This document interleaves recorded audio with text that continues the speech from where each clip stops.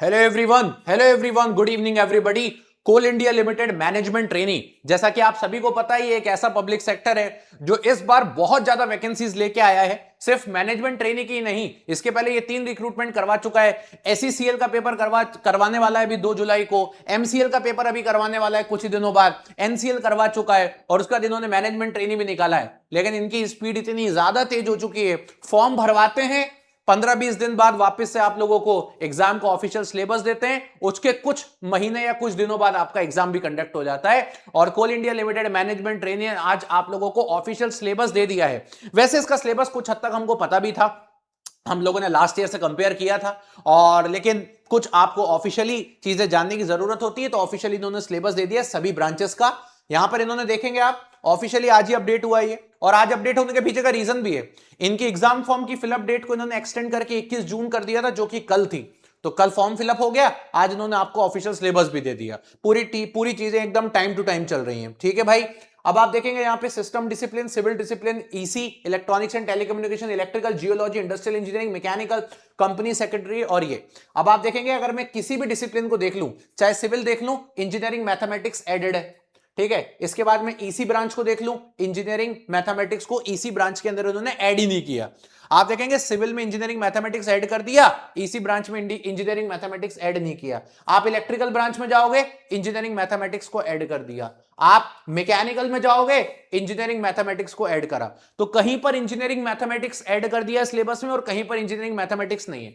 अगर मैं इलेक्ट्रिकल के सिलेबस की बात करता हूं, मैथमेटिक्स अवेलेबल है अच्छा खासा, थोड़ा बहुत नहीं, अच्छा खासा सिलेबस में।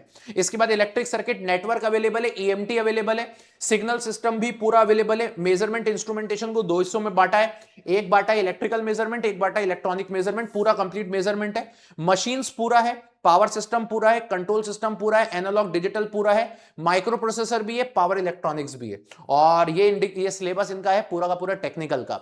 दूसरी ब्रांचेस के बारे में भी बता देता हूं। इलेक्ट्रॉनिक्स एंड टेलीकम्युनिकेशन में इनका ये कहना है, भाई हमें मैथमेटिक्स नहीं पूछना, बेसिक इलेक्ट्रॉनिक्स पढ़ के आइए, बेसिक इलेक्ट्रिकल भी पढ़ के आइए, ठीक है भैया। तो यहां पर साफ साफ इन्होंने बेसिक इलेक्ट्रिकल मेंशन कर दिया है। इसके बाद इनका ये कहना है मटेरियल साइंस पढ़ के आइए। इसके बाद इनका ये कहना है इलेक्ट्रॉनिक मेजरमेंट एंड इंस्ट्रूमेंटेशन पढ़ के आइए, नेटवर्क थ्योरी पढ़ के आइए, एडीसी पढ़ के आइए, एनालॉग डिजिटल कम्युनिकेशंस पढ़ के आइए, control system, CSO computer organisation, electromagnetics पढ़ के आइए, एडवांस इलेक्ट्रोमैग्नेटिक इलेक्ट्रॉनिक्स पढ़ के आइए, और एडवांस कम्युनिकेशन के टॉपिक्स भी पढ़ के आइए। ये इनका सिलेबस है ईसी ब्रांच के लिए। चलिए सिविल ब्रांच में भी देख लेते हैं।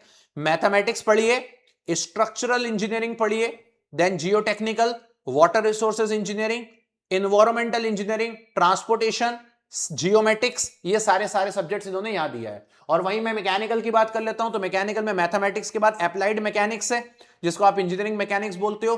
फिर इस पे टोम है, theory of machine, vibration, machine designing, mechanics. उसके बाद फिर फ्लूइड मैकेनिक्स है, पूरा का पूरा थर्मल इंजीनियरिंग है, थर्मल इंजीनियरिंग में सारी चीजें अवेलेबल है। देन इसके बाद मैन्युफैक्चर इंडस्ट्रियल इंजीनियरिंग मटेरियल्स में अवेलेबल है। तो मैकेनिकल सिलेबस भी पूरा है, प्रोडक्शन, इन्वेंट्री कंट्रोल, ऑपरेशन, सारी चीजें इंक्लूडेड है। बाकी इन्होंने नॉन-टेक के बारे में कुछ यहां पर इंफॉर्मेशन दी नहीं है। इन्होंने जो कुछ दिया है वो टेक्निकल का सिलेबस दे दिया, नॉन-टेक के बारे में इन्होंने देना भूल गए। नॉन-टेक का मतलब ये है कि भैया वो अब आप समझ लो, आप ही पढ़ो, और इन्होंने यहां पे कुछ दिया नहीं है। बाकी आप किसी भी लिंक पे क्लिक करोगे तो नॉन टेक्निकल के बारे में यहां पे कोई इंफॉर्मेशन नहीं है। टेक्निकल ब्रांचेस जितनी भी थी सबका सिलेबस यहां पर इन्होंने मेंशन कर दिया है। अब इस सिलेबस के अकॉर्डिंग तो हम काफी समय से पढ़ भी रहे थे, और आने वाले समय में भी हम इसी सिलेबस के अकॉर्डिंग पढ़ेंगे। अगर आप मुझसे पूछोगे सर एग्जाम की डेट कब तक हो सकती है, तो देखिए जिस तरीके से ये जिस स्पीड से चल रहे हैं, पेपर जुलाई में तो नहीं होगा, बट हाँ अगस्त में चांसेस हैं पेपर होने के, और अगस्त में कभी भी पेपर हो सकता है जो मुझे लगता है। बट हाँ जुलाई में तो पेपर नहीं होगा, क्योंकि अभी 21 जून को ही फॉर्म फिलअप हुआ है। और दूसरी बात, अगर आप मुझसे पूछोगे कितने दिन पहले आपको ये बताएंगे पेपर के बारे में, मोटा मोटा मैक्स टू मैक्स आपको 15 दिन के अंदर अंदर ये बता देंगे। जब भी आपका पेपर होगा, जैसे मान लीजिए आपका पेपर होता है 15 अगस्त को, तो ये आपको बताएंगे 1 अगस्त से लेकर के 5 अगस्त के बीच में। ज्यादा समय नहीं लेंगे, ऐसा नहीं लेंगे कि आज बता रहे हैं फिर 1 महीने बाद पेपर हो रहा है, नहीं। अगर पेपर 15 दिन बाद या 10 दिन बाद है ना, तो 10 दिन 15 दिन पहले ही बताएंगे, ये इनकी आदत है। तो पेपर में कभी भी ऐसा नहीं करेंगे कि बहुत पहले ही आपको बता देंगे और फिर पेपर लेंगे, नहीं, जब डेट होगी उसके 10-15 दिन पहले ही बताएंगे। ये कोल इंडिया लिमिटेड की आदत है जो इस साल इन्होंने अपनी आदत अपने अंदर डाली है और सारे पेपर में इन्होंने ये किया है। अभी रिसेंटली एससीसीएल की डेट 2 जुलाई दे दी और बताया इन्होंने अभी 21 तारीख को, 21 तारीख को इन्होंने ये बता 21 नहीं 20 तारीख को ये बताते हैं कि भैया हम 2 जुलाई को पेपर ले रहे हैं। 12 दिन पहले इन्होंने डेट बताई है। कोल इंडिया लिमिटेड का ही एग्जाम है एससीसीएल असिस्टेंट फॉर्म में, तो ये इनकी आदत है।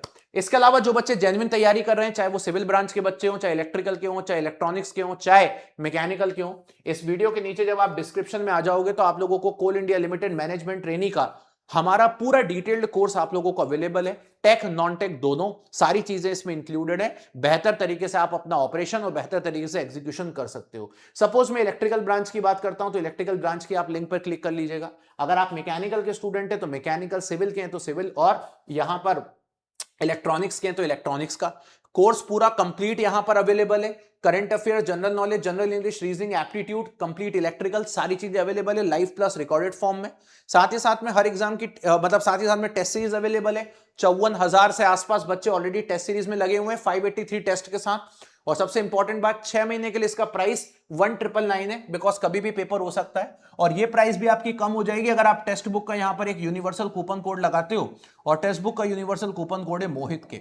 तो भाई अब तो सिलेबस भी आ गया है, सारी चीजें आ गई हैं, प्रीवियस ईयर पेपर हमने ऑलरेडी सॉल्व करवाया हुआ है आपको चैनल पर, उसको भी देख लीजिए और अपनी तैयारी को जोरों शोरों से आगे बढ़ाना चालू कर दीजिए। चलिए गाइस, फिर मिलते रहेंगे। So thank you so much, bye bye, take care and love you everybody.